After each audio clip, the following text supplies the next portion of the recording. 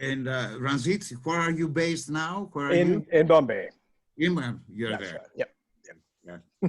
Okay, you are the two corners with hands. That's very good. Right across the right planet. Yeah. Anjali is just about to begin, so I think we should have. I'll commence and welcome everyone to in fact, our first online Adda. We have been having on the ground Addas these past years. Today's Adda is with the poets from this very wonderful anthology that Nishi Chawla and K. Sachidanandan have co-curated in, I would think, record time, because from the idea to its actually having the book in hand has been super fast and such a terrific production. Congratulations, Nishi. Sachidanandan was with us yesterday.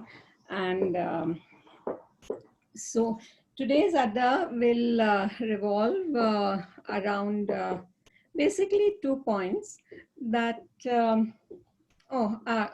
first, of course, I'll do the introductions and then we will commence the Adda. I'm Anjali Purohit from the Cappuccino Adda, welcoming all of you, dear speakers and our attendees. All the poets in the anthology, as well as the poets who have come to the Adda yesterday and are there today with us, are poets who, in a way, need no introduction. But just for the formality of it, because if one starts to introduce everything, you all have achieved so much in the literary sphere that if one begins to enumerate all of that, we will be halfway through the Adda. So I will, please excuse me for making it more concise, but for our archive records and for the people who are listening in, I will briefly introduce everyone. First, I would introduce the editor, Dr. Nishi Chawla, who is an academician and a writer. She has authored 6 collections of poetry, 9 plays, 2 screenplays, and 2 novels. She has written, directed, and produced her first movie called Mixed Up. She has been a professor of English at Delhi University and is now on the faculty of the Thomas Edison State University, New Jersey. Welcome, Nishi. Thank you. Thank you, Anjali. Ranjit Hoskote from Mumbai. Is a poet, cultural theorist, and curator. He is the author of 7 books of poetry, including Central Time, Jonah Whale, and the Atlas of Lost Beliefs. His translations of a 14th century Kashmiri woman mystic's work has appeared as I Lalla, the poems of Lal Ded. He has been awarded with the Sahitya Academy Golden Jubilee Award and the S.H. Raza Award from Literature, amongst other honors that have been bestowed on him. Lovely to be here. Welcome, Ranjit. Thank you. Thank you. I would personally also introduce Ranjit as a very good friend and a really committed supporter of all fledgling initiatives that have to do with literature and the arts. Then we have George Zertes, is a writer, poet, playwright. His first book, The Slant Door, won the Faber Memorial Prize. Bridge Passages, his other book, was shortlisted for the White Bread Poetry Prize, and his book Reel won the T.S. Eliot Prize. His new and collected poems was published by Blood Axe in 2008. He has translated, edited, and anthologized numerous collections of Hungarian poetry, and his own work has been translated into numerous languages and is widely anthologized. We have Najwan Darwish, who is to join us yet. He would come in shortly. He was born in Jerusalem, Palestine, described as one of the foremost Arabic language poets of his generation. His poetry has been translated into more than 20 languages. He is also a leading cultural editor in the Arab world, where he has played an important role in developing Arabic cultural journalism by co-founding independent magazines and newspapers. Joining us from Athens is Yiorgos, who is a Greek poet, essayist, fiction writer, and translator. He is the author of Iconoclasm, Roads of Ink, Dictionary of Memories, and his poetry in translation has been published in major periodicals and anthologies. He has been elected president of the Hellenic Authors Society, the principal association of Greek literary writers. Joining us from Cape Town, welcome, Yiorgos. Joining us from Cape Town is Athol Williams, who is a South African social philosopher and award-winning author of 14 books. He is an acclaimed poet with over 100 poems published in literary journals and 4 published books of poetry. He has published 7 children's books, and his autobiography is titled Pushing Boulders, Oppressed to Inspired. Athol serves on the board of the South African Literary Journal and is founder of the Cape Flat Books Festival. Welcome, Athol. Without wasting much time, because I'm sure people have been listening to my voice for too long right now, so we shall go on to the Adda.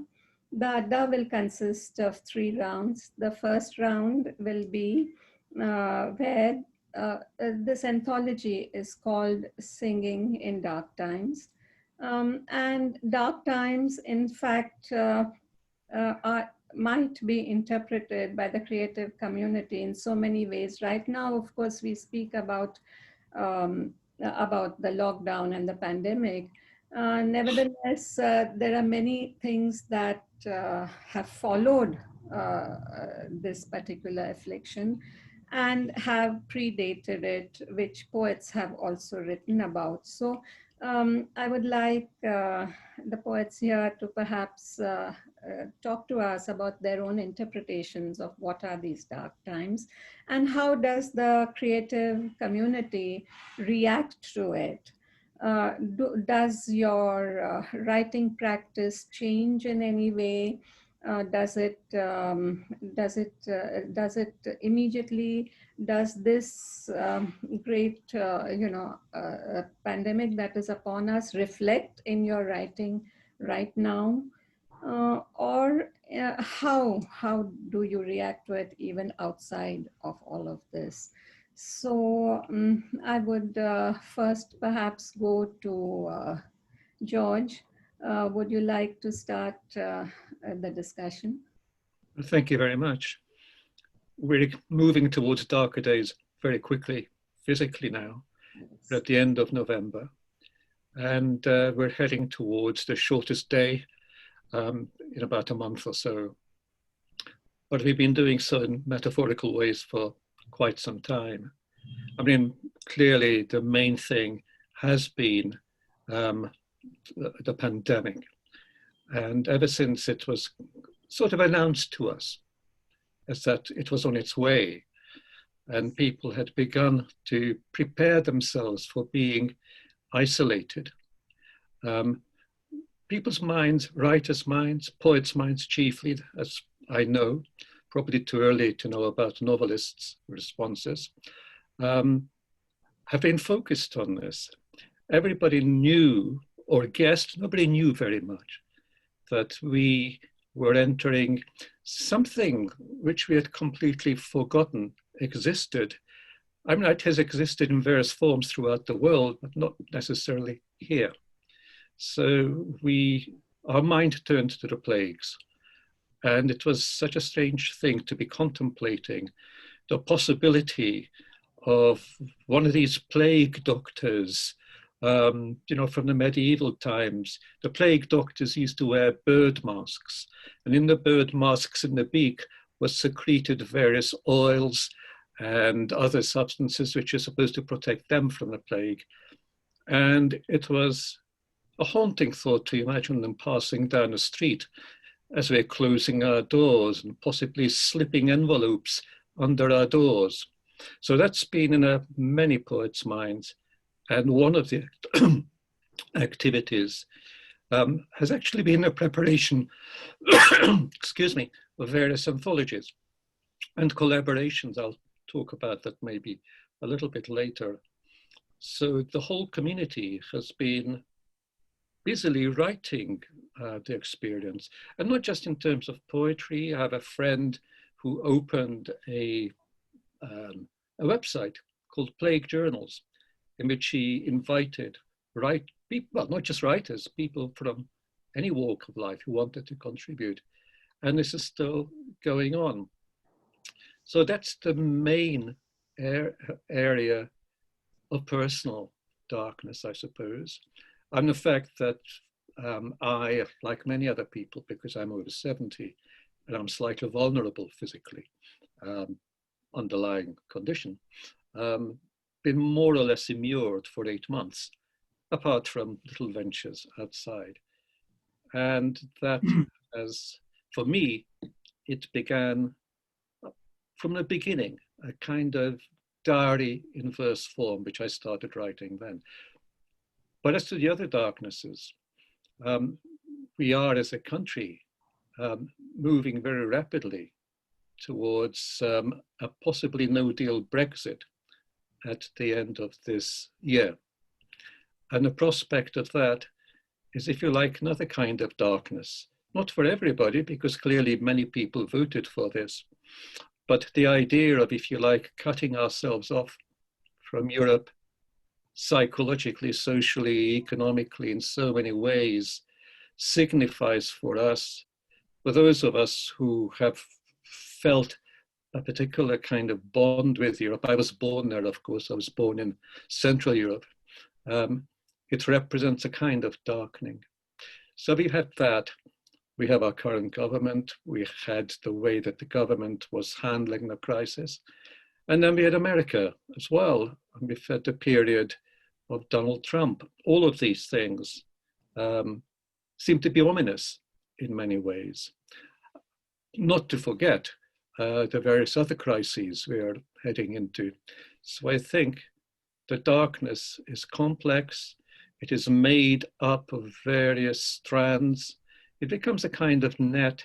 I don't mean it preoccupies everybody all the time. Of course it doesn't. But if you like, it is a sort of backcloth against which we work, out of which we try to make things as well as we can. And we wait. And we have now Christmas coming up, and I'm not quite sure how that is going to work, of course, with the lockdown being temporarily stopped. And then we shall be cruising forth into spring with some new hope because of the announcement of vaccines. So those are the primary darknesses. One could go on to other things. None of these things are personal in the sense that they afflict only me. It is something that is general, especially for people who live by themselves, who see hardly anybody. I'm very lucky. I live with my wife. Our grandchildren are not, our children, one of our children, our grandchildren are not far away. We have a new grandson, born only in September, down in London. We can't see them very much, of course. We see them on a screen exactly like this. So that's the background of it for me. Thank you, George. That was, in fact, when you said that all writers have been busy writing, I would think that some writers have been, this has overwhelmed their muse. and they are perhaps not able to, or it sometimes doesn't hold meaning for them to be writing. And therefore, I have been, in fact, greatly admiring your posts where you have done a collaborative project with a poet in Singapore, and I'm sure we'll hear about it in the next round, where you have been posting a 10-line poem every day. And we would love to know more about that project, perhaps in the next round. Thank you so much, George. May I now invite Ranjit to express himself on the issues. I think it's exactly as George said. We've been struggling with multiple darknesses at this time. And let's also remember that whilst the pandemic has dramatized this global situation, we've been building up to this across the last 10 years. I think globally, for instance, across societies, there's been an incredible, irresistible, if you will, to use the Brechtian turn of phrase, rise of a populist authoritarian politics. And more people are willing to be seduced by notions of aggressive, defensive, insecure identity. The way they deal with that is by turning their rage, their ressentiment on others, by trying to marginalize, stigmatize, and annihilate others. And this we've seen across the world. And I suspect that these aspects of the pandemic will reveal themselves in times to come. The way in which, for instance, civil rights are being lost because of the incredible emphasis now on executive power and rule by ordinance. We see it here across a range of domains, from what happens to the ecology to what happens to the right to be as you will, marry who you will. We see that unfolding in India. Pertinently to the global south also is the question of the digital divide. And I'm aware of how strange this sounds as we sit here united in digital space. The plain fact is that millions of people do not have access, particularly in India and across the global south, to continuous sources of electricity. They do not have access to laptops. There is going to be an incredible educational divide, particularly in India, and I'm sure elsewhere. It's the girl child who is going to suffer. We see this unfolding already around us. There's going to be generations of people who will not have had access to education because of this year or these 2 years or however long it takes for us to emerge from the pandemic. Over against that, I think I'd also emphasize the fact that whilst we are vulnerable, we've also as writers sought to create solidarities. I've just been hugely sustained by the fact that we've had so many anthologies this year. Some of them were already in plan. Some of them were produced out of this crisis. I'm thinking also of projects like Ioana Morpurgo's invitation to a great many poets across the world to join her in the spirit of the Japanese Renga, the poem that's carried forward by one poet after another. And that project was marvelous. It really embodied solidarity across the planet among poets. There have been many others. There's the No News anthology. There's the 1,000 Cranes for India. I can think of many others, which are some of them in print, others yet to appear. So far from retreating into our shells, I think many of us have actually reached out to embrace this situation and to do what it is we do. I mean, can we be activists? We're not activists. We can be, some of us are. We're not medical people. We would sustain and support those who are out at the medical front lines, of course, and at the front lines of social activism. But we need to do what we do best. And I think many of us have. And it's really this sense of having been brought together at a time of crisis, which, at least for me, because I come from a generation to which utopian internationalist ideas were still very, very important. So this is what I celebrate, the fact that we can yet be part of this larger polyphony addressing this predicament together. Beautiful. Beautifully put, Ranjit. Thank you. Thank you. We would like to hear more of your views plus your responses to what other poets here are going to say. I would invite Yiorgos now to please speak on the issue. Thank you, Anjali. And of course, my appreciation goes out to Cappuccino Adda and the editors and publishers of this anthology and the participants and attendees. Singing in the dark is our theme, I understand. And in the dark is the best place to sing, with the exception of showers. I wish to introduce this aspect, this dimension of macabre humor that I think is very necessary during pandemics, as we know quite well, since before Boccaccio and Albert Camus and Daniel Defoe and all those other plague-struck writers. And singing in the dark is indeed what writers do, what poets do. That is, we continue singing, doing, in that relative isolation, which is a presupposition of writing, to the extent writing has not been taken over by artificial intelligence like other things. So it is to the extent we rely on our stupid human intelligence, this is the kind of writing we do as best as we can. The problem is, if that stupid intelligence, which defines us as humans, is adequate, whether it is enough to deal with those issues of inequality. The digital division was strikingly cited.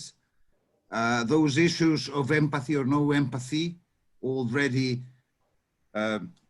implied by the two previous friends, the two previous speakers, whether we can actually move on from an era, a period when we need to come together, but the tendency has been for us to come apart. To a certain extent, until November 3rd, those were the political developments in the US. I used to live in New York for most of my life before Mr. Trump lost the election. Those have been the developments regarding Brexit, for example, George also cited, etc. And I won't get into Greece, India, Brazil, or other countries. We'll leave that aside. But so going back, there is a common topos, a common location. What do poets do? What can they do in destitute times? It's the Hölderlin topos. It's the Hölderlin topos Bertolt Brecht makes fun of when he speaks of best times for poetry.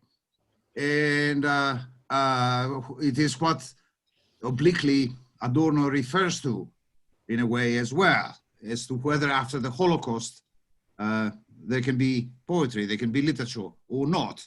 And after all, Singing in the Dark was a kind of very mediocre Hollywood film involving a Holocaust survivor. It was the title of a film, who suddenly remembered that he could sing beautifully as a cantor in a synagogue. And those things need to come back along with the various dreams and nightmares we have and we share. And we need to know that we need to affirm that there is what I would call the realism of the imagination, the realism of utopia. Utopia, I believe, is a criticism of topos, is a criticism also of poetry as a topos and of poets. And I think that we need to bring forth this realism of the imagination, principally through our writing, as well as in any other activities as members of a creative community. Ioannis's wonderful Renga initiative was already cited. He'll be referring to this at the Belgrade Festival tomorrow, already published in sequels in 5 issues of a Romanian journal. Singing in the dark. This is what we always do. We are all blind. This is what the dark reminds us. Writers are never ahead of their time. I think our time is following us. I think our times are falling back. That's why writers give the impression, create the impression that they are, or that we are ahead.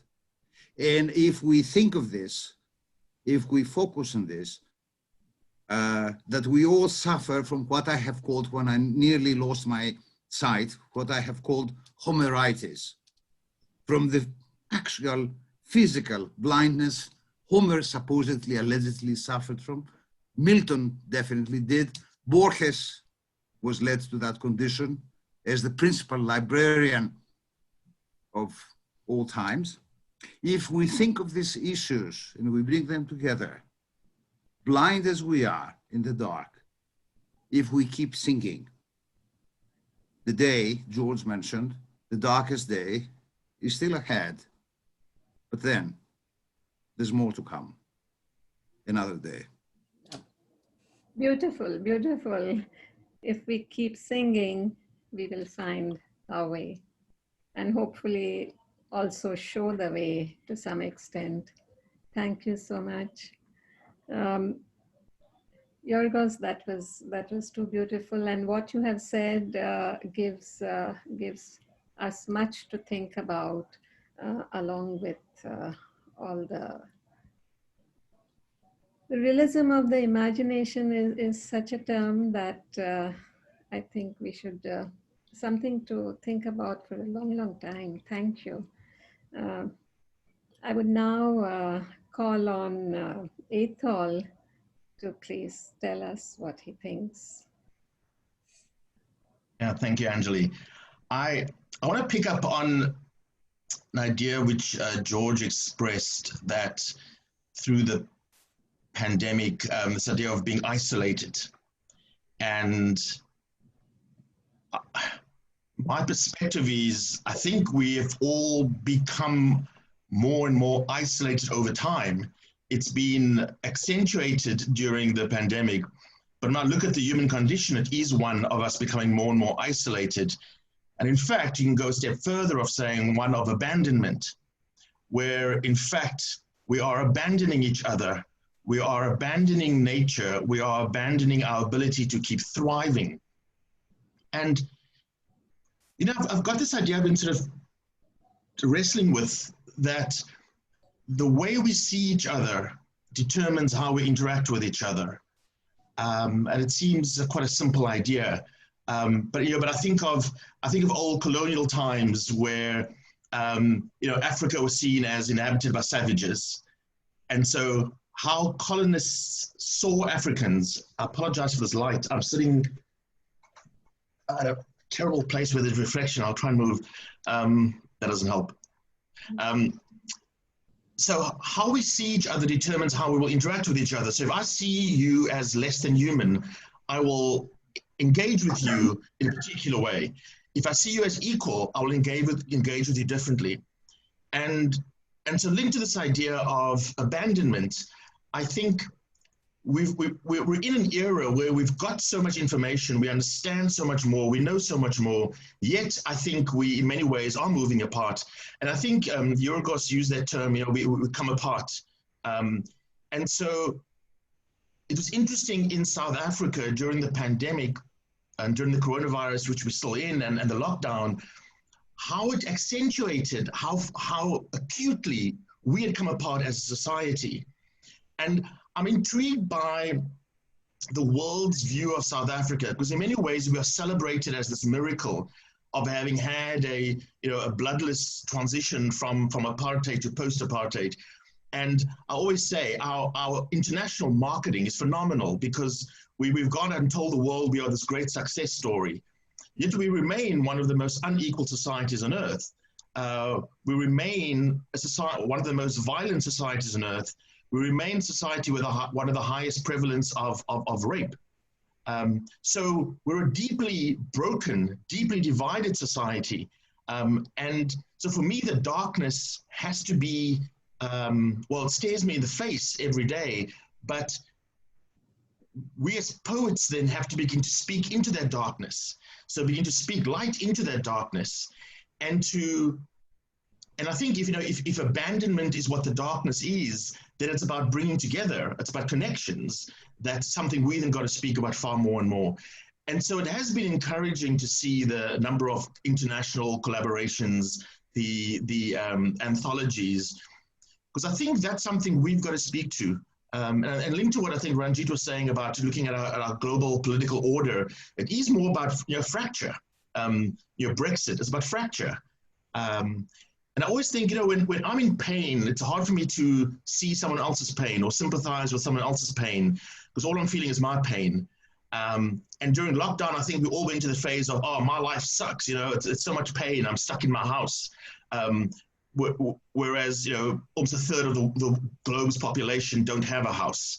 And we were complaining about having to sort of, limit what we can eat because we can't go to restaurants, where we know that up to half of the world's population kind of, lives on less than $1 a day, etc. The idea of the pandemic gave us pain. And so in many ways, we forgot about others' pain. But powerfully, I think the pandemic, for those of us who are reflective, it actually opened us to a greater realization of others' pain. So in South Africa, an example was where around water, right? We took water for granted, and suddenly there were restrictions on water. And we then heard, well, actually half of our population live without water. I didn't know that, right? And the fact that we had limitations on movement, and you realize most people don't have access to transport, they don't have access to jobs. So if I mix all of that together, this idea of isolation and then abandonment, this idea of not seeing each other, of not seeing each other's pain, but now having had the opportunity to feel some of that pain ourselves, I then feel hopeful, because I think we are in a moment where in many ways we've seen some of the ugliness of what humanity can produce, other than a world war. I think we've seen a lot of that in the last few decades. And so I do believe for us as creatives, as artists, as poets, it's that darkness into which we've got to then shine the light of our work around, I think, being honest about the fragility of humanity, but also reminding ourselves that the world's fragile, but not broken. And so we've got to then speak that light into the darkness. Beautiful. Wonderfully put. And well taken, your point of isolation. In fact, it's the whole culture of individualism that has accelerated in society, in the past few years, not just during the pandemic, and therefore abandonment of others. So lovely. We'll be coming back again, but I would now invite Nishi to tell us what she feels about the dark times. Sure. Every social and emotional crisis inspires and fosters creative expression. And the poems in our anthology wrestle with the issues surrounding and confronting us now. It is true that living through the crisis, the magnitude of this pandemic has changed us all in intangible as well as visible ways, emotionally, psychologically, and socially. In the midst of the hardship and the challenges, there's been the sense among many people that this period has helped us evaluate our lives and focus on what's truly meaningful.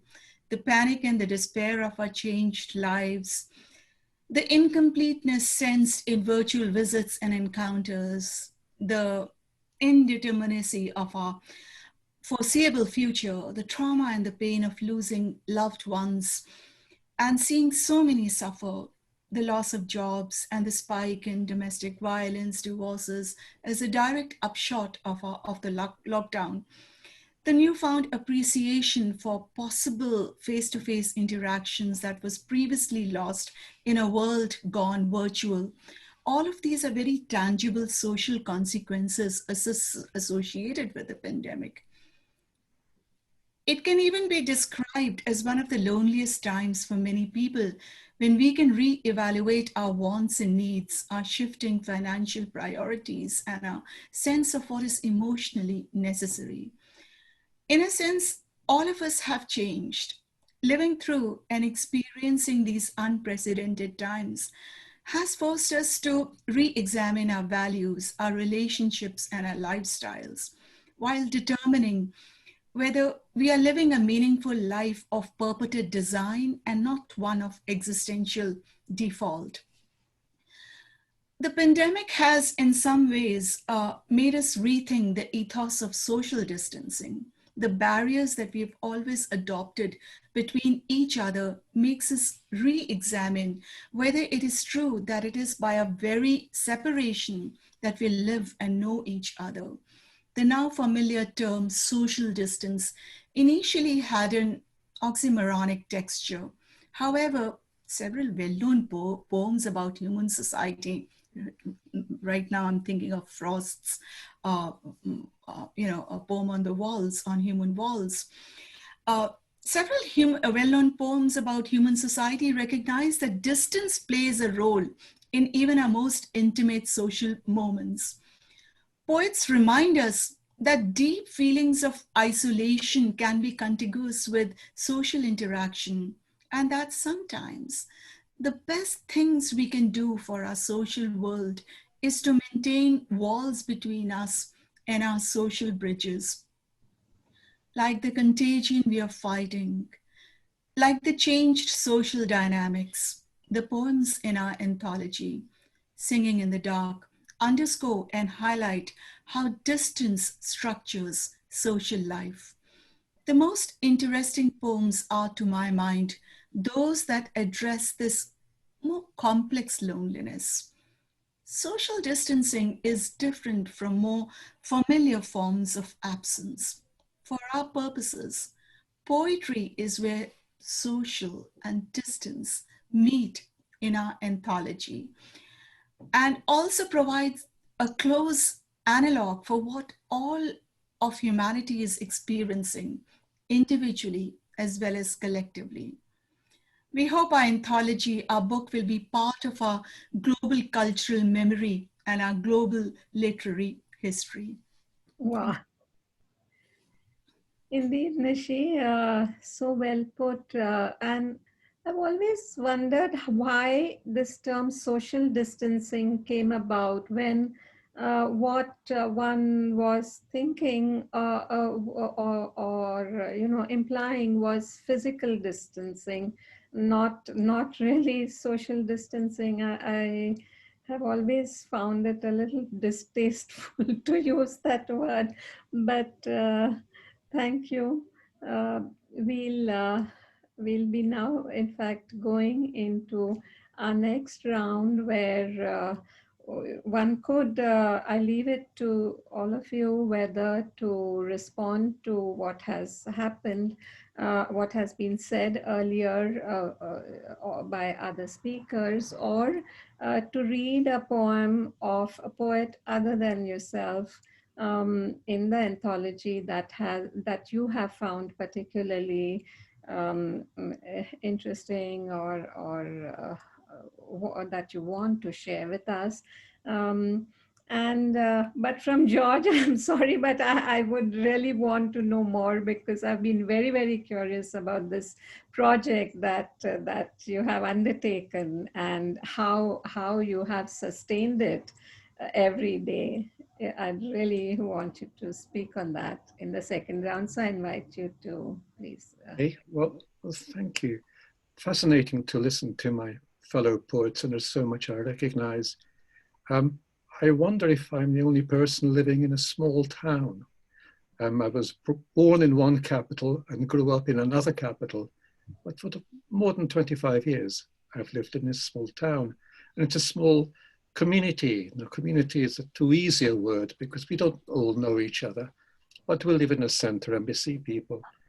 And I think the one thing which ought to be said, because it's often forgotten, is how well people have tended to behave.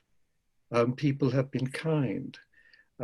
People have offered to do shopping for us. People, it was not their job to do it, but they made that offer. People have brought us fruit from their gardens. So although in one sense it has physically divided us, I think it has brought out something of the sense that we are more than isolated particles. So I was very glad about that. I did pick out a poem by Nikolai Madzirov, which I would love to read at some stage. But to answer your question, I mean, writing is a solitary occupation anyway. I mean, very few of us sit and write in chorus. So we are well used to sitting wherever it is that we sit and trying to summon the material that is somewhere in our minds, yet not wholly in our minds, so that we may shape and encompass it. And to me, one of the great tasks of poetry is not even so much to speak about personal predicaments or us, because our predicaments, good as Athol said, could always be worse. We are relativists as far as that's concerned, you know. But we are, I suppose what we are trying to do, or at least what I think I'm trying to do, is to say, where are we? What is this? What is this world that we happen to be in? And how do I begin to try to gather it into some kind of shape? So the writing of daily poems, all these 10-line poems, 3 haikus plus a 5-syllable line, that's how it worked for me, is a way of maintaining kind of sanity. Not because I wanted to write about our personal situation, which is frankly boring. I mean, we're frankly sitting in this room and I'm reading and I'm looking at things on the screen. Nevertheless, that reality of the imagination that Yiorgos talks about remains vivid. In fact, maybe it grows even more vivid in some respects. So I set myself to write something every day. Would I write a good poem every day? I don't know, I had no idea. But that I would sit down and focus myself on these 10 lines and to see where they took me without preconceiving them. I would have some idea of what I was writing about. I'll read a few of these maybe in my reading parts of it, and I'll tell you more about it then. So that's how that worked. In the first lockdown, I did write something every day. This is now the second lockdown. I'm not necessarily writing every day, but I do try to keep it up because to me, in a way, it is my form of life. And I think it is for writers, their form of life. And too bad if it doesn't work out rightly. It's only a piece of paper, you screw it up, you throw it away, you recommence the next time. So that has moved on. And sometimes it is kept up with public events, with what you hear of public events, or just a general mood, as it's changed from the beginning, because it was different right at the beginning, and then it developed, and one tries to hold that. As for the collaboration, the Singaporean poet, Alvin Pang, is a very, very fine poet, who I've known for some years. We've met here and there, traveling around the world now and then. I've been to Singapore. Alvin himself is actually slowly losing his sight. So we're back in the world of the possible eventual blindness as it will be for him. And one of the projects that somebody started was to try and put poets together in pairs.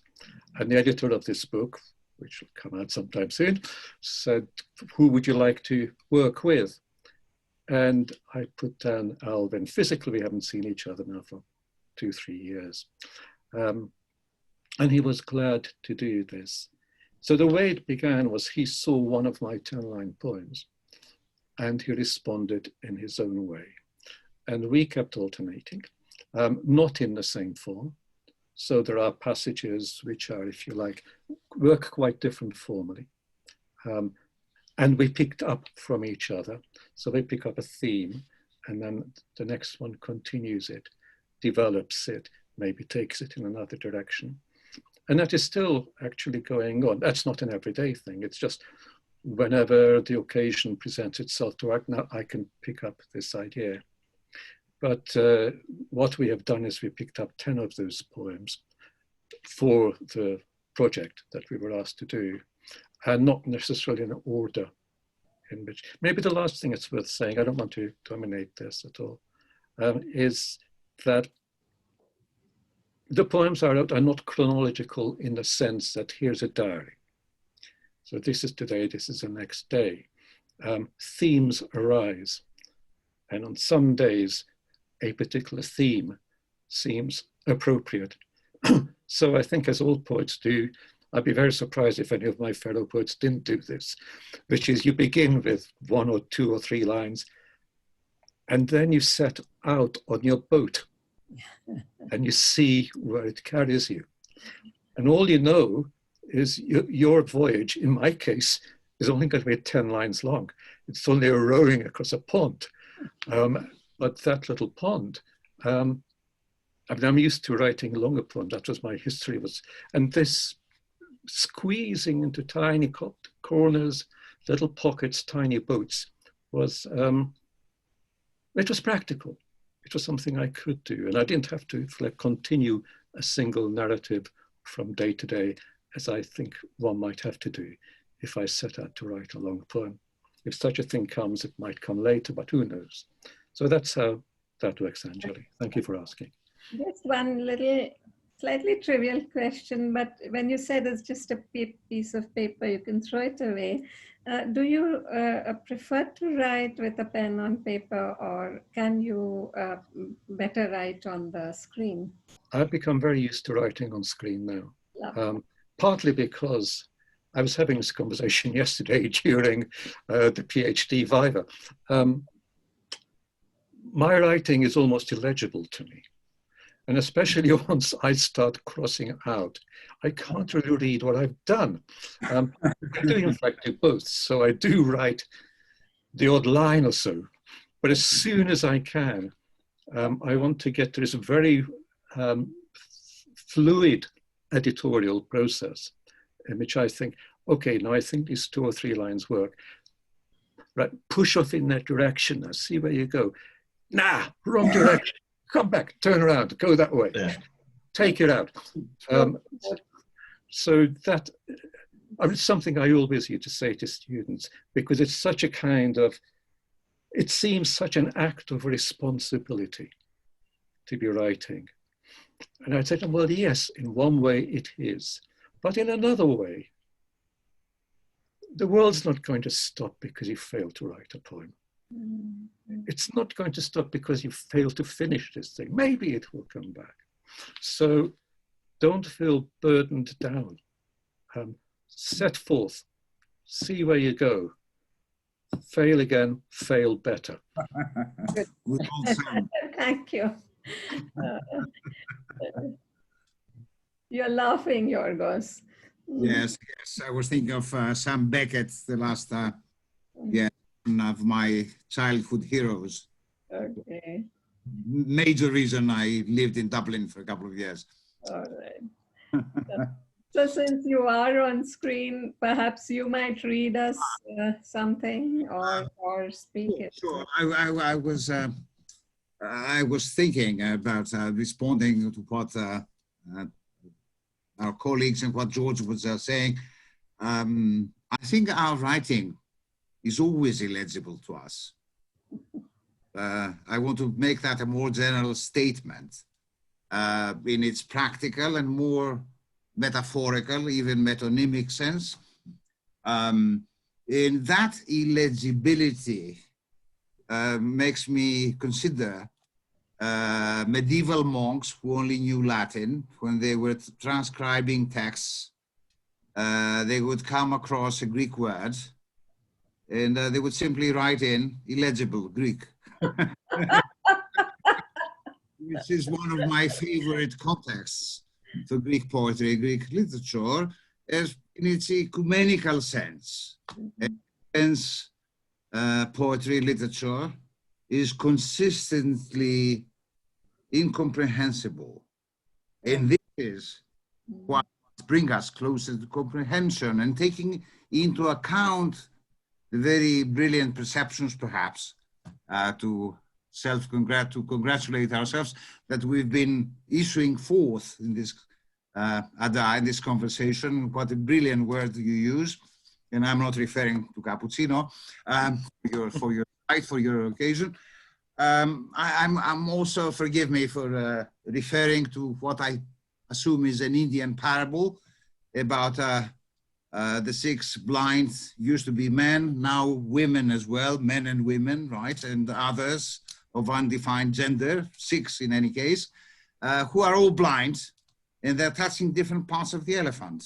The 6 blind poets, you know, touching a different part of the beast, and they're being called to give a sense. And now, out of these various issues and out of these various questions, I'm also thinking fragility. Was it Ranjit, one of the people who brought it up? Now, what is the issue with fragility? One thing is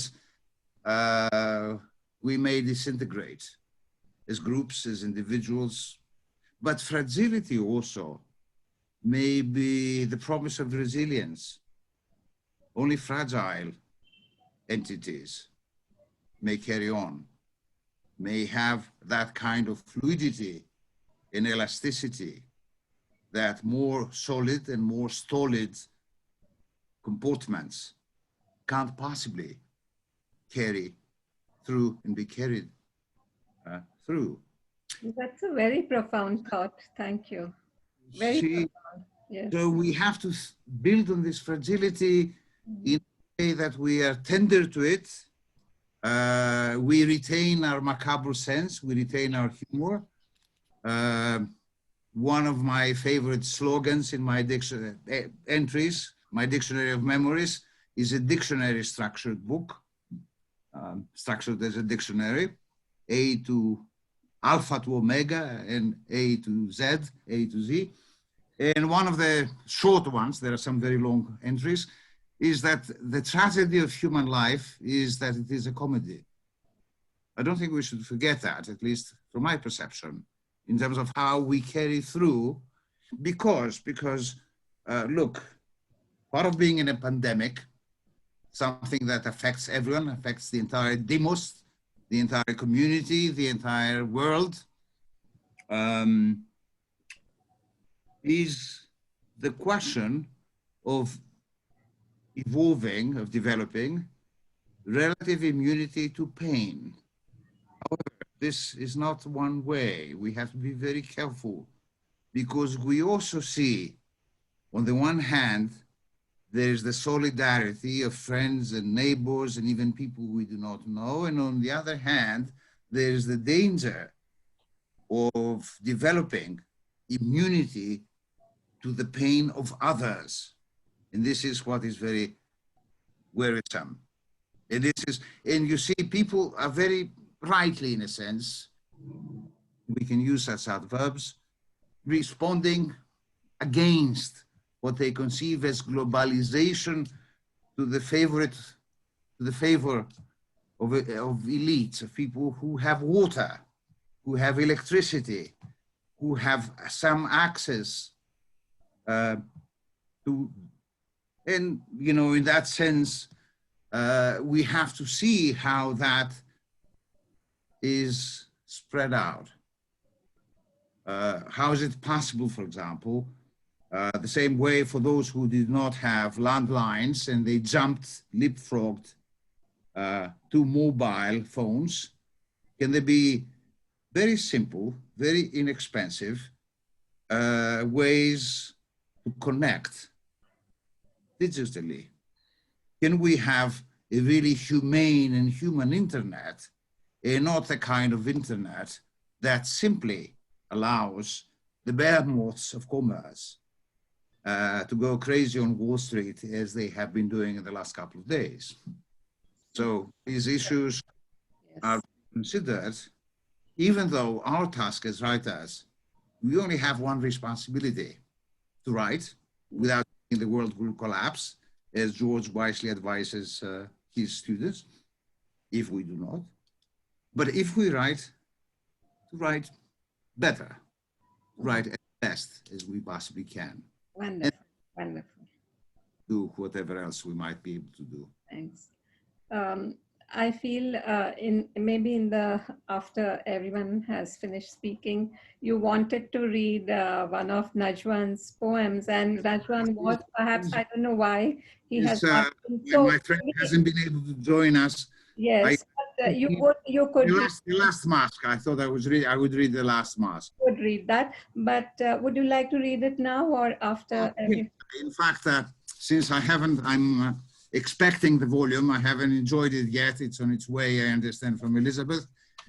I have here a copy of Najwan's poem, The Last Mask it is called. Najwan Darwish, The Last Mask. I haven't found it yet, the writing that liberates, that I once grabbed hold of, floundering in those suburbs, the writing that resembles passion and youth and the delight of the flesh in the way it surprises. I haven't found it, and maybe I'll stop looking, for I'm busy with trifles. My knife is dull now, and I'm pretending I have no time to sharpen it. Time put on its masks and call to me from behind the newborn in the cradle, the infant on all fours, the child's first steps, the stumbling adolescent, the misgivings of the youth, and the grown man's despair. Time called to me from behind all the frail and aging promises, when time has no more masks. Where? But now, I've got to crawl and walk and stumble forward and chase down my misgivings and precede all the promises as I stretch myself out in the coffin. The last mask is in my hands, and I must wear it now. Wow. Very, very beautiful. Mm. Thank you so much, Yiorgos. Thank you, Azali, for putting all this together and having this brilliant friends. And it's magical the way it has all come together today. I'd like Ranjit to please speak about or read a poem from the anthology, or to speak on or respond to what has been said. Yeah. Let me just pick up on the beautiful story Yiorgos told us about the monks in medieval West Europe who basically were schooled in Latin but had no access to Greek and thought it was illegible. To me, coming from my particular geographical and cultural location, I'm far more, I approach this from another world where the Greek classics were in circulation, were being translated, were being annotated at the same time, the Arab world. And we tend to forget this. We tend to forget that in Al-Andalus, which today we call Spain, for instance, Europe was not in the Dark Ages. The rest of Europe was in the Dark Ages, not Al-Andalus, where Christians, Jews, and Muslims came together in great acts of solidarity. Of course, there was conflict. Of course, there was violence. But over against that were profound acts of mutual understanding, of transcending religion and language, and of working together, of being colleagues in the exact sense of people who read together, of being collaborators, of people who work together. Which is also one of the reasons why some of the foundational texts of modern Judaism were written in Arabic, which sounds profoundly strange and impossible to us today from the history we know from 1948 onwards. So in that world, the Jewish and the Muslim scholars who worked with their Christian counterparts would never describe Greek as illegible. They knew it, they had absorbed it, it was part of their life. This is why you had philosophers like Ibn Sina, Avicenna, or Ibn Rushd, Averroes. And this is what feeds and into and nourishes the humanism of the Renaissance. So I'm going into this expanded story of translation because I believe that this is also what happens in dark times, in difficult times. You reach out to other people. You reach out to people who have something you might not have. There are encounters among the dissimilar. There are third spaces that open up, unexpected outcomes. And to me, again, in a brief and miniature way, this is something I've actually profited from and learned from during these months. Unexpected conversations and dialogues with friends and colleagues elsewhere. The saliency of translation. I translate anyway, but it's become extremely important to me in these months of seclusion and reading to read in a very deliberate way across languages and to really see what other languages hold, what shapes of thought, what forms of life they have. And that to me is one of the great lessons that I will take with me from this period. To never regard things as illegible and pass over them, but to take some trouble to step out of my comfort zone and to expand myself to other texts, other scripts. So in that spirit, I'm going to read from the anthology a poem by Mangesh Narayan Rao Kale, written originally in Marathi and translated by Sarabjit Garcha. In the spirit of this transcultural, translinguistic, transregional exchange that I've been celebrating, I should point out that Sarabjit Garcha's original language is Punjabi. He grew up in an ethos where Marathi, Hindi, and English were also spoken, and he translates from this language. So it also reminds us that translation doesn't proceed from some static notion of complete mastery over the source language or the target language. I utterly detest that quasi-military, faux military terminology that too often attends translation studies. But this is the context that I'm bringing to this poem called Deal by Mangesh Kale, translated by Sarabjit Garcha. It goes like this. He heaved his shadow over his shoulder and started walking. His shadow heaved him over its shoulder and started walking. The deal between the two is to keep talking. Whoever stops will have his head smashed into 1,000 pieces. Hanging the shadow on a tree, he can walk out of the situation. Even then, the talking won't stop. Heaving the shadow over its shoulder, the tree will start walking, or the tree's shadow will heave the tree over its shoulder. The deal between the two is to keep walking. Whoever stops will have its head smashed into 1,000 pieces. Possibly the tree will stop. After entrusting the shadow to the wind, even then the sequence won't change. The shadow on its shoulder, the wind will keep rushing, or the wind on its shoulder, the shadow of the wind will keep rushing constantly.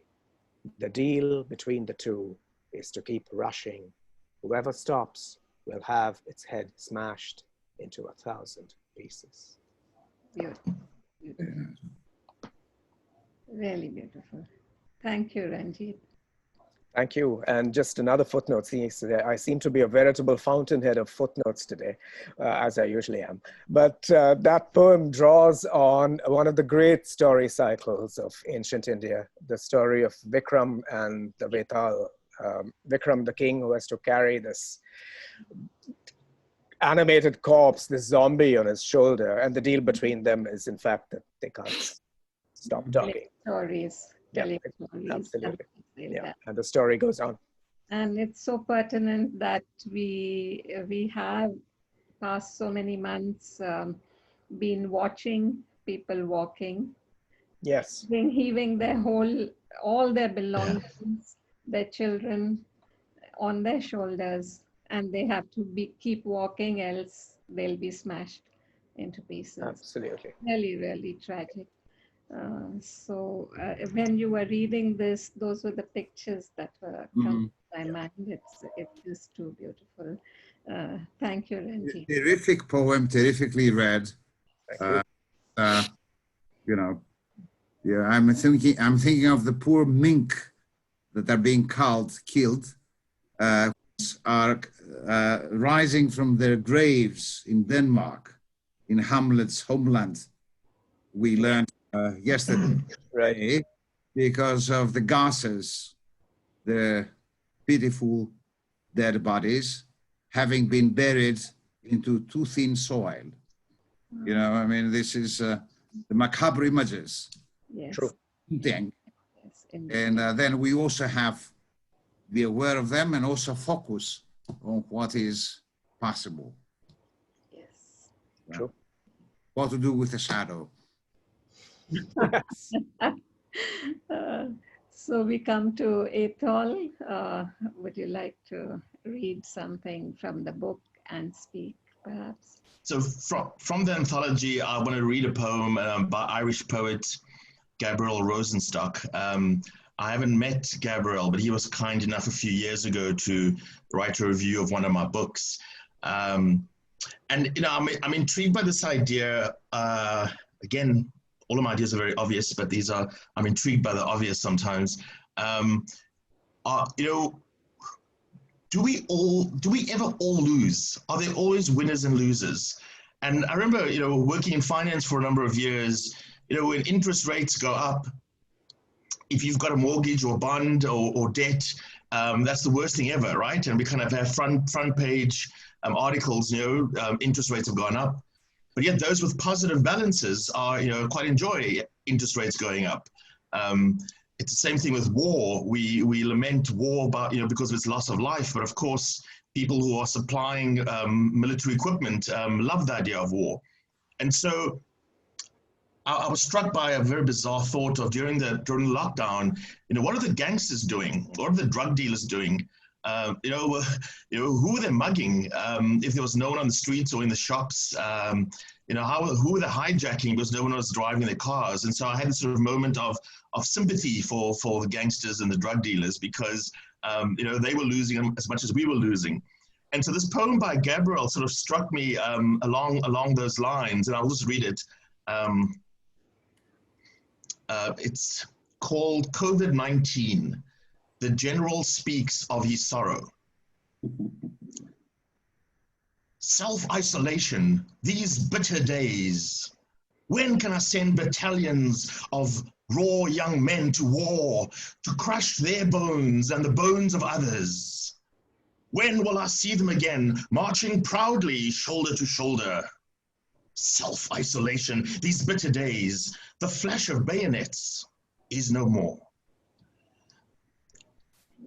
And I've probably got that completely different to what Gabriel intended, but I can imagine that angry general kind of saying, you know, I want to send men off to war and we're sitting in our homes isolated.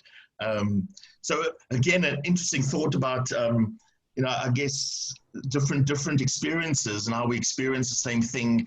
And for what's joy for some is misery for others. Indeed.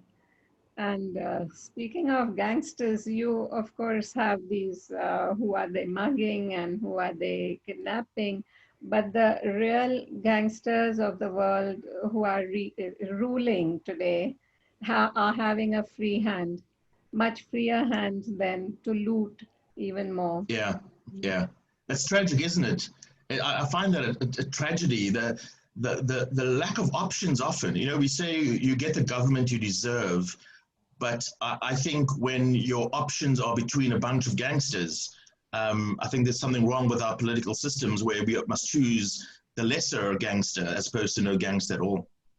Indeed. But I think that would be digressing, and we would very happily digress if we were sitting across a table with no time limits. I would now invite Nishi to read and speak. Nishi. Sure. Thank you, Anjali, once again.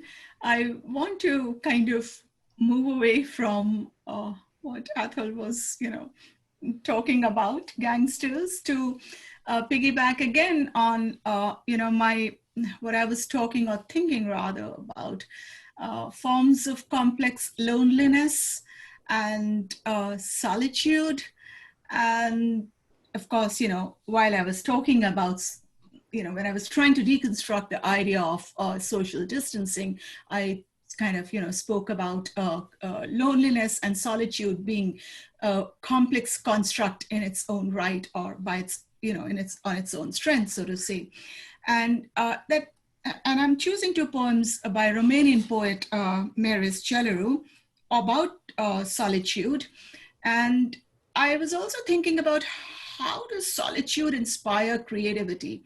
Because we know there's a plethora of research that discusses the benefits of solitude that include enhanced creativity, metacognition, mindfulness also. And spending time unplugged, disconnected, and in silence does improve your focus. But let's not forget that we are living in the world of social media, and we are surrounded by media and and stimuli also.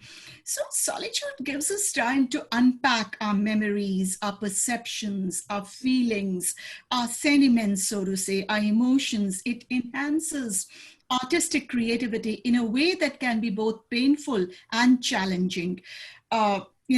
All those emotions about life, so to say, as you're thrown back at yourself, and those feelings that you cannot run away from, or from your own self. And at this point, I'd like to read a Romanian poet who's also worn multiple hats like me. I've never met him, but Marius Celeru, he's written about 30 books.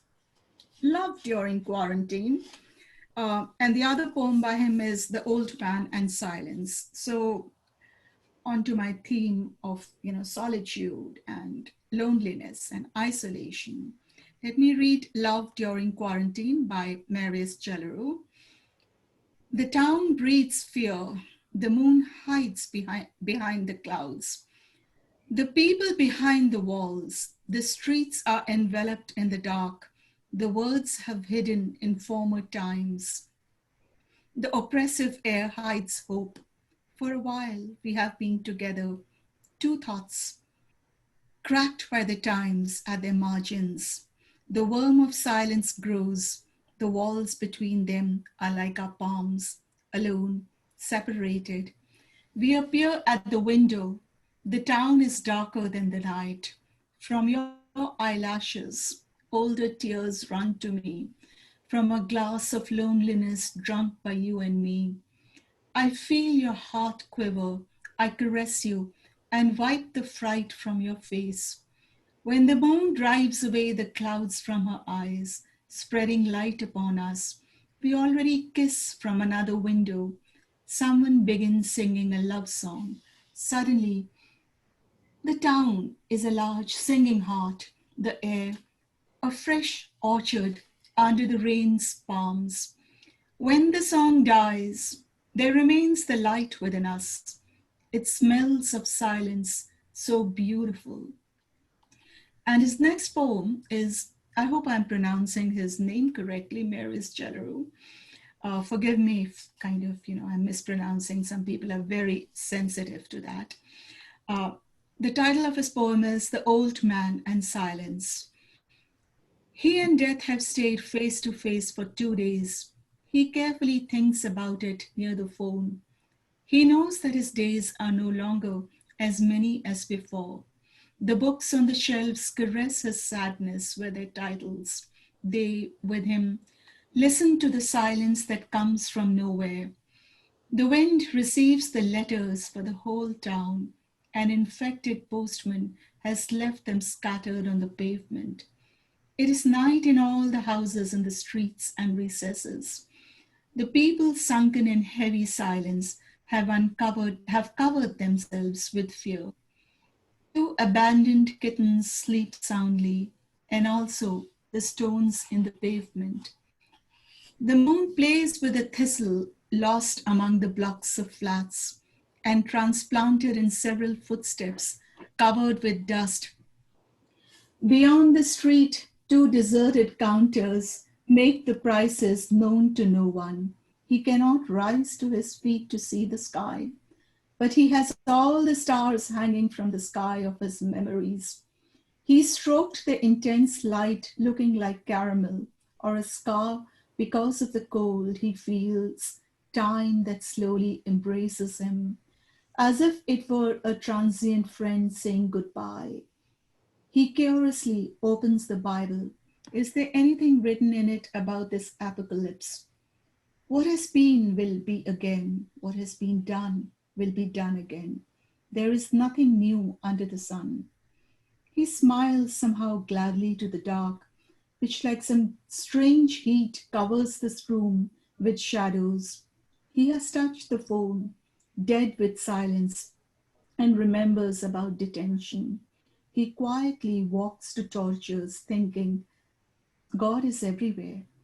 Could he be present even now in the souls of the people, some running away from others, some dressed in cynicism and indifference? He has fallen asleep, reconciled, stroking the phone. If all goes well, he might get rid of silence tomorrow. You know, I've taught poetry and theater drama for nearly 40 years now. Started, as I said, at 21, Lady Shri Ram College in Delhi University. So a poem can feel especially alive when you read it to an audience, and it should transmit a different kind of power on the page. And that's what his poetry kind of reads to me. As I kind of repeat myself, the essence of poetry is in many ways the attempt to bring about an altered state of consciousness where the reader can experience more than the words on the page. That's what I experienced when I read Chouliaras' poetry.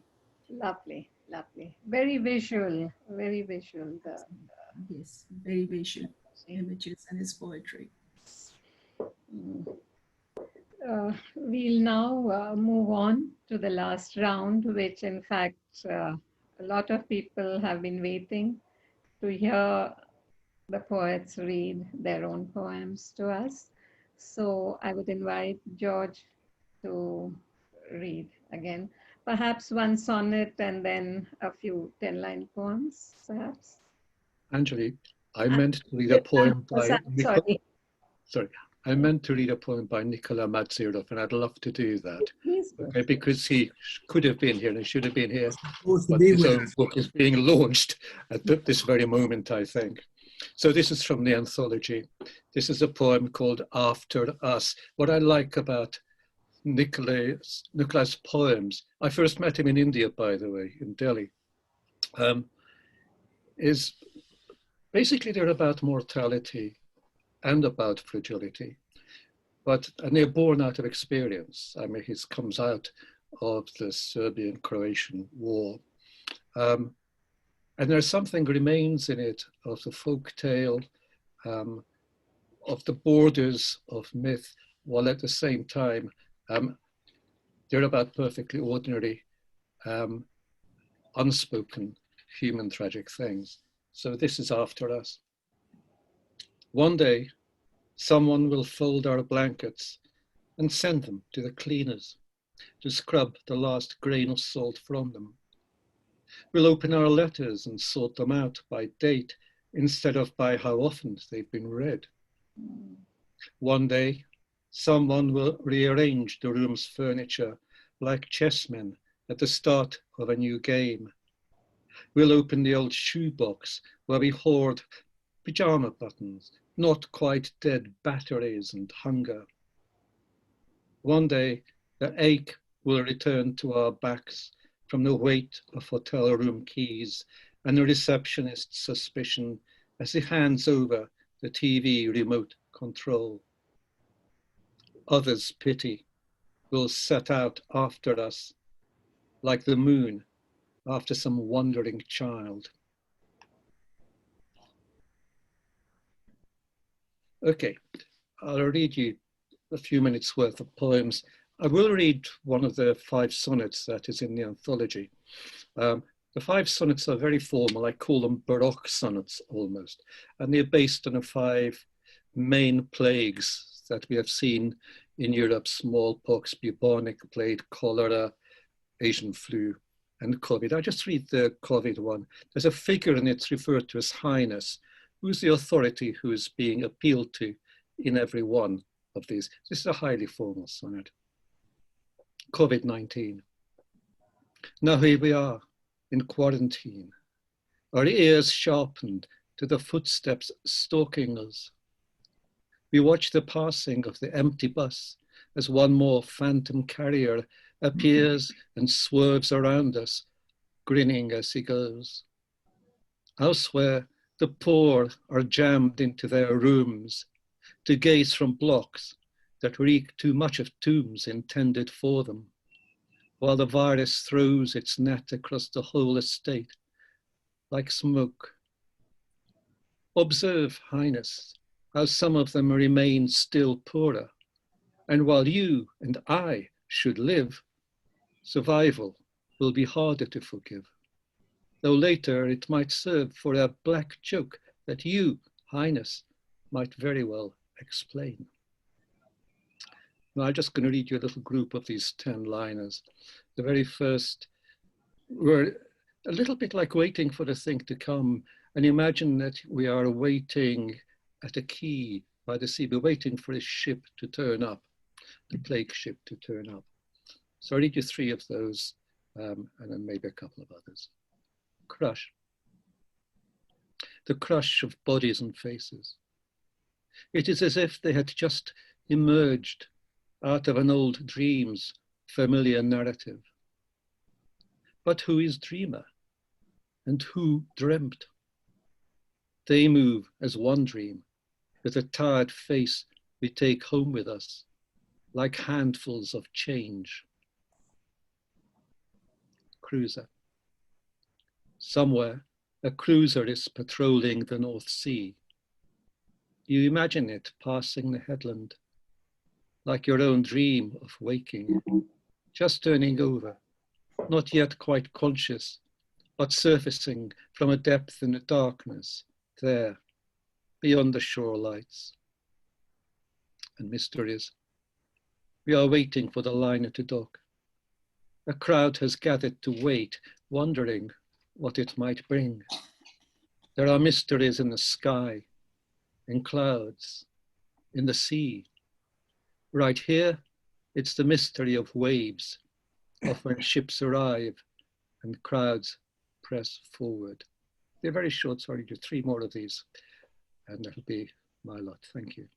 Ministry. At the Ministry of Nothing, there was little of interest. Ghosts flitted between rooms and along wide corridors, shivering with cold. The past was gathered in a debating chamber, freezing as ever, and the dead told lies. But the dream animals return, sometime, very late, on the night of the full moon. Their dream animals returned to feed them as best they could. So they ate the animals' gifts, or imagined them, because imagination was edible too, as was the full moon. And lastly, Cavafy, the Greek poet Cavafy. Exquisite music and solemn voices. The god has abandoned you, so Cavafy tells Antony. Still, you hear them, and that is something, is it not? Listen. The darkness has a rich seam, the deep velvet boom that you once woke to. That's it. Thank you. Thank you so much. Nice. Beautiful, beautiful. Thanks, George.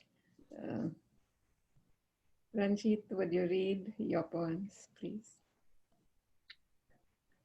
Well, it was truly beautiful. And I'm constantly reminded of something Aga Shahid Ali used to say, that when you read in English, you don't hear what the Urdu audience says when they love a line and say, wah, wah. And I was so often impelled to say, wah, wah, just now, George, listening to you.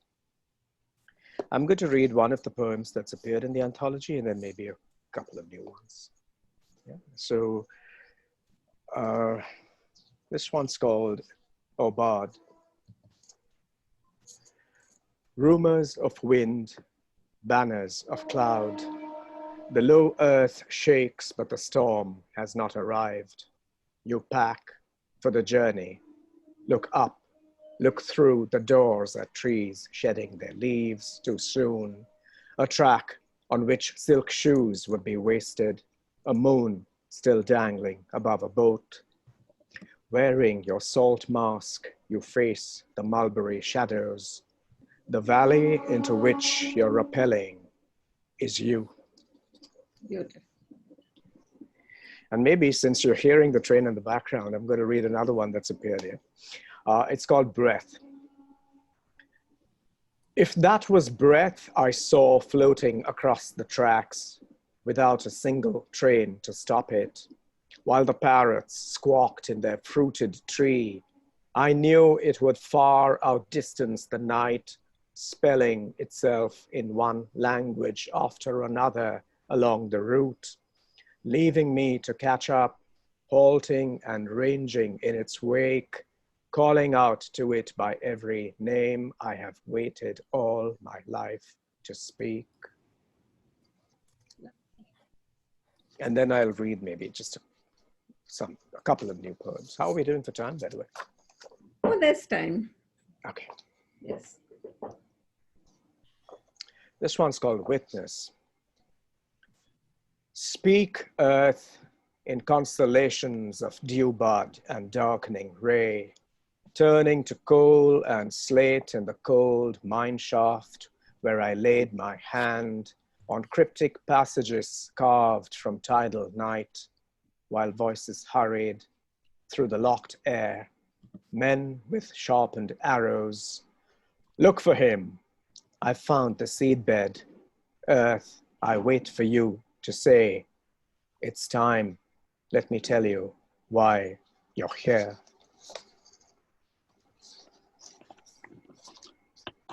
And I'll close with this one.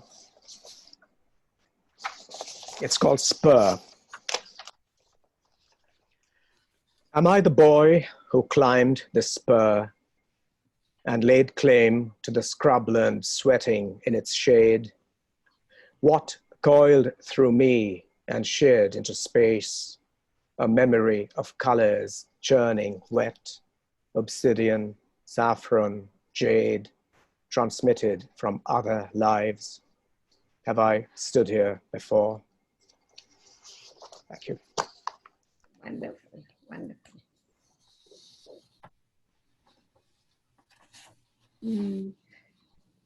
Beautiful, Ranjit. I think Najwan has made the same mistake as you. He's joined as a panelist just now. And Oh my goodness, okay. I'm trying to get him to join. Oh yeah, there he is. We even read his poems and everything. Yes, we did. Hi, Najwan. Sorry for the delay. In Urdu, Actually, I was watching you without, as audience, without being able to enter. Now I found out the way to enter. No, good. You were to enter via the other link, but as they say in Urdu, de rai durust aaye. So welcome. We are in the round now, Najwan, where we are reading our own poems from the book. So George has read, Ranjit has read, and I would now invite Yiorgos, would you read your poems, and then we'll have Najwan come in with his. I already read Najwan's the last. He read your poem. In case you heard it. What I'll do is I'll read 10 lines, a short poem called Refugees, and then I'll splurge and read 11 lines divided into 3 poems, which are in the anthology. All right. This poem is called Refugees. On the other side of the photograph, I write to remind myself, not where and when, but who. I am not in the photograph. They left us nothing to take with us, only this photograph. If you turn it over, you will see me. Is that you in the photograph? They ask me. I don't know what to tell you. And now I'll read three short or extremely short poems. They have mostly been, I usually avoid translating my own words, even though, and I'm very fortunate to my terrific poet, David Mason, now in Tasmania from Colorado, is a principal translator. We do them together normally. So let me start with what I know, what I don't know. So the title of this poem is What I Know is What I Do Not Know. What I know is what I do not know. If that which I have forgotten, I constantly remember. If every life reminds me of death, even if I don't know, as I do know, how to keep alive the dead so that they can remember us. Font. This is part of a long sequence. It's the equivalent of the letter delta in Greek. Don't. I don't write to you. I don't remember you. I don't forget. I do not destroy your letters. I do not want you to know where I am. I don't want you to ignore that I am away from you. The final two lines, old. In fact, that's the title of this short poem. The oldest profession. Death is a whore who takes everyone.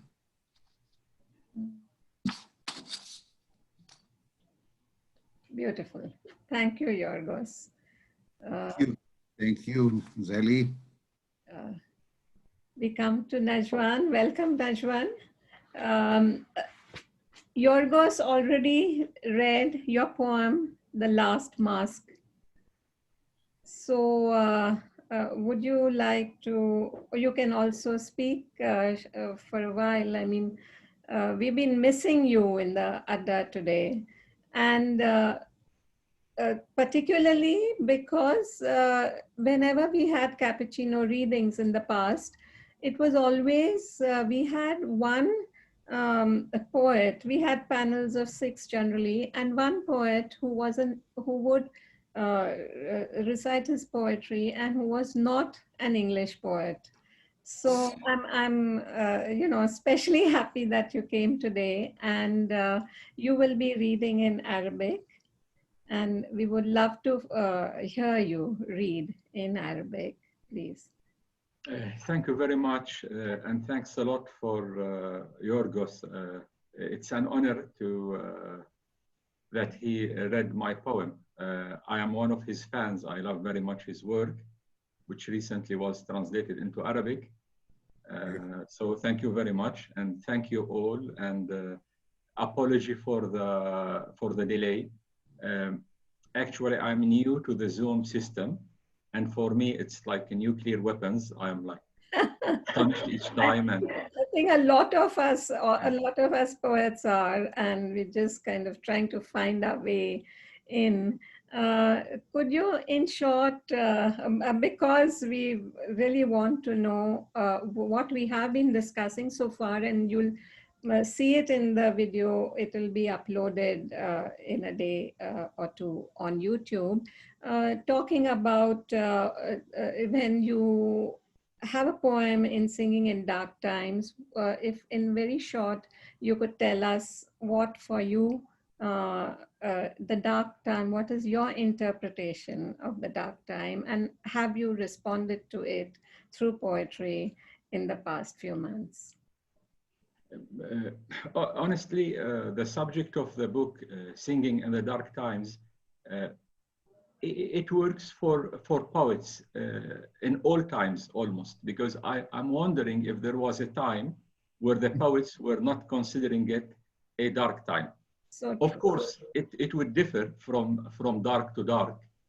I think we are now living in a kind of Middle Ages, but they are unacknowledged, because even in the so-called Middle Ages, people were not aware that they were living in the Middle Ages. I think we are aware and not aware in the same time. When you see politicians, they act like we are living in the best times. They are happy.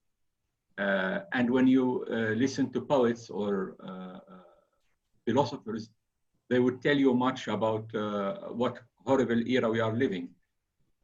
And our destiny is to sing in the dark times. I don't think that we do have other destiny or other choice. It's out of choice. We are just doing that. Wonderful. And when one is among poets like the colleagues in the panel, would necessarily feel that they are not very dark. And seeing you all here would give me the feeling that we are living in a better time. When there is poets, there is always a hope of a better time. Sure. The poem I'm gonna read in Arabic called a short tale about closing the sea. It's a prosy poem, not very short. I love shorter poems, but my luck that it's in the anthology, and I'm gonna read it in Arabic. حكاية صغيرة عن إغلاق البحر. حين تدخل ذلك الشارع على طرف المدينة الذي يوصل للمخيم، إن وجدت أطفالاً في خروجهم من تلك المدرسة التي تشبه السجن، إن وجدت 7 منهم يقفون على عتبة الصمت ويراقبون، إن رأيت طفلاً نحيلاً وعينين تلتمعان بكل ذكاء الأرض، تكون قد عثرت على صديقي تيسير. إن لأهله بلداً سرقت في وضح النهار، ويمكنك أن تلحظ يقظة عصافيرها في عينيه القلقتين، كما أن بيوت الإسمنت وذكرى الصفيح والأصوات المخيفة للاسلك جيش الاحتلال أثناء أسابيع منع التجول، كلها لم تنقص ذرة من التماعة عينيه. كان رأى البحر مرة واحدة، ولا شيء يمكن أن يقنعه ألا يذهب إليه ثانية. في أيام منع التجوال الطويلة كانوا يصبرونه بالوعود: حين يرفع منع التجول سنأخذك إلى البحر. وحين رفع منع التجول أخيرا ذات عشية قالوا له: البحر مغلق الآن، اذهب للنوم. ليلتها لم ينم وهو يتصور عجوزا يغلق البحر بإنزال لوح كبير من الصفيح يمتد من نجمة الأفق إلى رمل الشاطئ، ويحكم إغلاقه بقفل كبير أكبر من قفل دكان والده في شارع عمر المختار. ثم تخيل العجوز عائدا إلى بيته.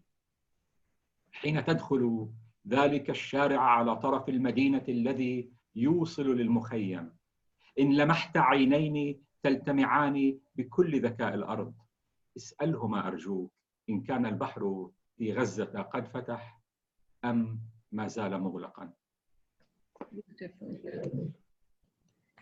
Thank you, Najwan.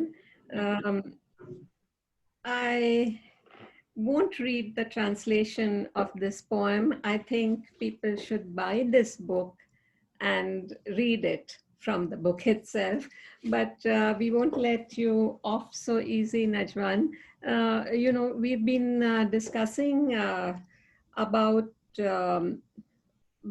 mass migrations that have been one of the hallmark of the pandemic, especially more intense for us in India, where people have lost their jobs and one could see just swaths of people walking out who thought they had set roots in the city and towns where they worked, but because they lost their jobs and homes, they left. And one of the poems that you had written, would you have it with you, the one about the trees and roots? Would you have it? Yes. You can read it to us. It's a short poem, and it really resonates with the discussion that we have had. So if you would read it in Arabic, I will read the translation from your book. Yeah. Sure. مثل هذه الأشجار. الأشجار حريصة أن تتمايل دون أن تسقط، لأن الأشجار الساقطة ها هنا لا تتلقاها الأرض، لا شيء ولا أحد، ولأنها أشجار لم تعد تحتمل عفن الجذور، لأنها اختارت أن تنبت في الريح، عليها أن تدفع الثمن وأن تسقط بلا نهاية. وعليه أرجوك وأنت تتمايل على الأرصفة ألا تسقط، لأنك أيضا ستسقط بلا نهاية. لا بأس إن تخيلت أشجارا تتمايل معك وهواء يتلقى سقوطك، أنت الذي عشت مثل هذه الأشجار بلا أرض ولا جذور. Thank you, Najwan. I read from Najwan's book, Nothing More to Lose. The poem is titled, Like These Trees. The trees are intent on swaying without falling, because here fallen trees are not taken in by the land, nor by anyone or anything. Yet, since they could no longer bear the rotting of their roots, and since they chose to grow in the wind, they must pay the price and fall forever. So when you sway and stagger on the sidewalk, I hope you do not fall, because you too will fall forever. Go ahead and imagine trees swaying with you and an air that welcomes your fall. You who have lived like these trees, without land, without roots. Thank you, Najwan, for giving us these very beautiful lines. I would move to Athol and invite him to read his poems from the anthology. Thanks, Anjali. I'll read one from the anthology and then one from that's actually not published. This one's titled, it's a short poem titled A Day in March. The pigeons go hungry in Trafalgar Square. They've not heard the news. There'll be no half-eaten slice waiting near the fountain, or hot chip dropped on the step. There'll be no flake of pastry near Nelson's base, or sesame seed at a lion's paw. Not today. Not for weeks, as scraps and crumbs are locked down or locked up or locked away in love with life. And that was a poem, I guess, consistent with some of the other ideas I've been sharing of our connectedness and our and how things come apart when some of these catastrophes happen.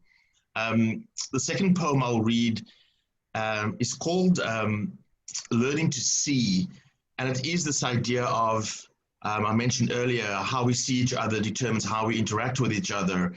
And it's sort of a poem that says, what happens if I look at you and just see you differently? What is it that I see? And so it's called Learning to See.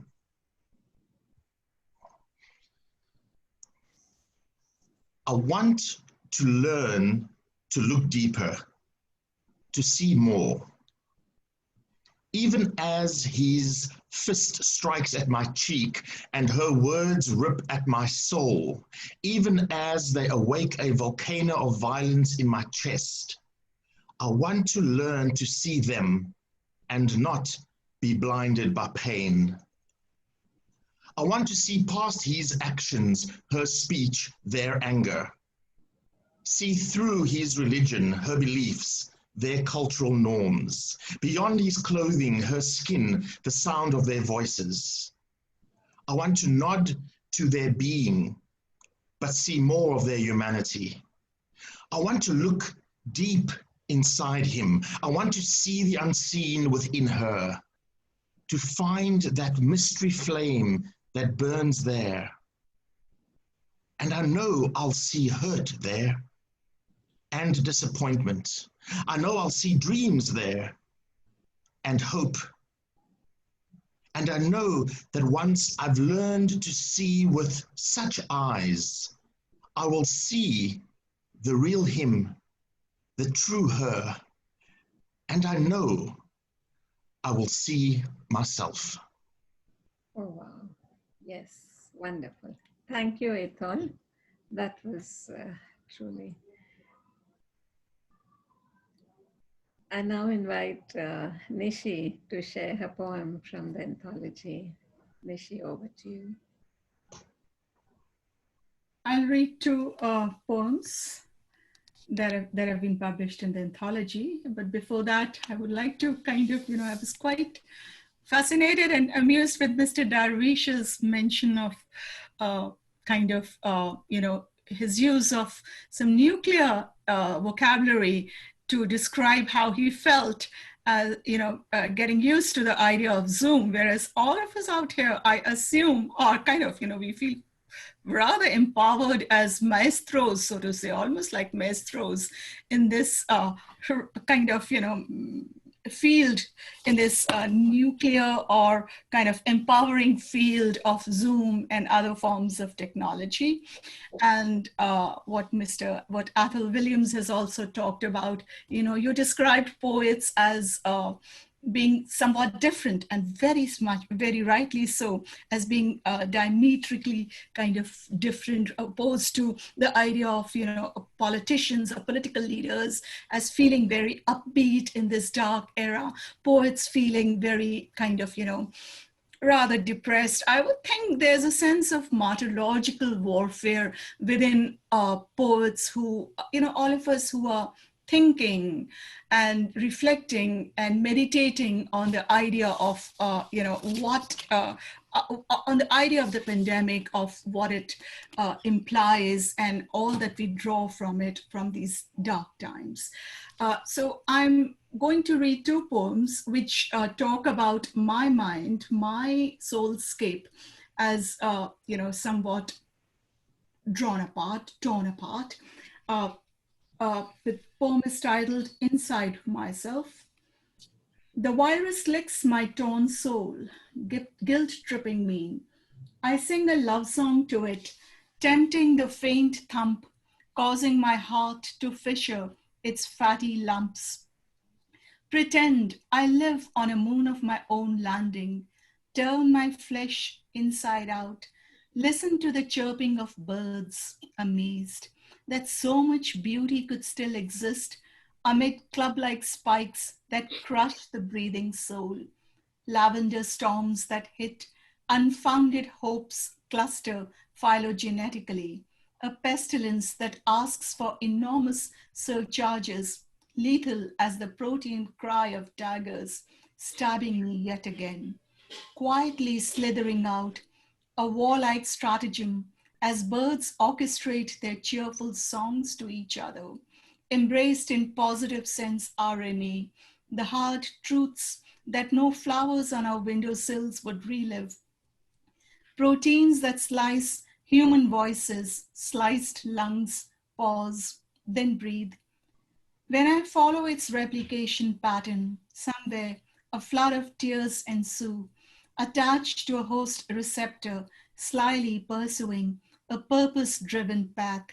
Winter turns into stunned spring, and yet the stalk of the spike molecule sticks, digs deep within, encodes hollow dreams, hollowed out. In the open fields, the birds shriek with intense, tormented sounds, adopt a transmembrane-like structure, and more are rendered mute, transfixed fear, packaging signals of sliding down, motionless companions that express a fear, triggering viral particles, spreading out, binding domains of dazed displeasure, disbelief, a tissue culture, receptors and protein that inject so much, a solar vision that gives me a new calm, a prayer that sparks nucleocapsids of refined pleasure. Gone. I struggle with myself again, umpteen times more. The pandemic has also been described as a war zone, as a battlefield, as a kind of arena where all of us are torn, conflicted souls. So this poem is titled Mutating. At the turn of a metaphor, an old smell returns. Doorknobs, food parcels, cardboard boxes violate its safety. Coffins run amok, unwilling to settle into the ground of unequal notes, broken up, handshaking that combines data distancing. By sunrise, singing, widows cut open fear, from the clinging smell of soaps to peacetime talk of floating civil liberties, affixed, then ripped. Destroy the game of winners and losers, write love poems to battles fought, tactile as panic, controlled eyes lifting, glisten with Godhead. Its rhetoric is framed, unstable as molecules, moving, evolving, thinking unto oneself, deadly and pent up, galvanized into action, fight, fleeing, quiver with soft gestures, smooth out as dream filaments. The labored action of digital steps, quiet, lingering gestures, sinking deep as surveillance. As a door shuts tight, breathing encircled, then intervene with the arc of biometrics, move freely between borders, strike back torrents of smart bombs, creep into bunker busters, masked under submarines, guns that maneuver through host cells, a blood flow bereft of motion. Would there be a mutating still? Thank you. Thank you so much, Nishi. So we come to concluding, which is really onerous because one could listen to all of you reading more poetry all night, actually. But thank you so much for being here. I'm sure me and so many of our listeners here will watch this video again and learn a lot from what each of you have contributed. I feel this discussion, this Adda, has been very, very important to us. And just as this anthology, as in fact, but the common thread running through what everyone has been speaking about is that, yes, as we have been more and more perhaps isolated, not just now, there are many people, many communities who have found new ways to come together, to form solidarities, to feel a stronger a sense of a community in these dark times. And just as this book is, as Ranjit had also said earlier, that, there are more anthologies that have come out during this period, which I think is one more step towards, expression of this solidarity between, amongst writers. So also I would, in a very small way, think that the Cappuccino Adda itself has, benefited and drawn us together. So thank you very much for being here and taking the Cappuccino Adda forward. And yes, thank you, Athol. Thank you, Yiorgos. Nishi, congratulations on this brilliant, brilliant book. And thanks, Ranjit, Najwan, George. Beautiful evening. Thank you so much to everyone for watching. And Thank you. Thank you. Thank you. Thank you, Anjali. Absolutely. Thanks, everyone. And I hope to meet people in real life. Absolutely. we Yes. should. Yeah. You all have an absolutely open-ended invitation to come to Mumbai, Bombay, and do Adda with us next time. Wonderful. Keep singing. Keep singing, indeed. Absolutely. Keep rowing the boat. Keep rowing the boat. And happy Thanksgiving, everyone. Let us thank Yes. thank the Almighty for all our blessings, and thank you. The pandemic has also taught us a lot. It's a time of deep reflection, and we need to take the positive from it. So thank you, everyone, and happy Thanksgiving. Thank you. Good night and Good night. Bye. bye. Yeah. Bye. Bye-bye. Thank you, Anjali, for the opportunity. Thank Good. you. Most welcome.